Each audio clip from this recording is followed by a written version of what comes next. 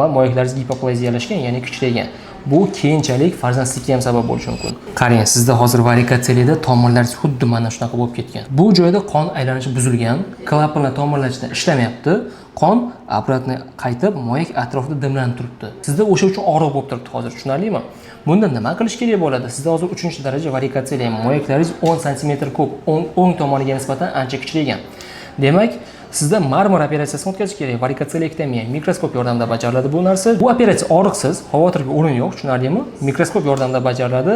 Mikroskop bizning ishimizni ancha sifatli qilib beradi, tushunarlimi? Bu yoqda chunki urug' yo'llari bor, arteriya bor, limfalar bor. Biza u joyga tegish kerak emas.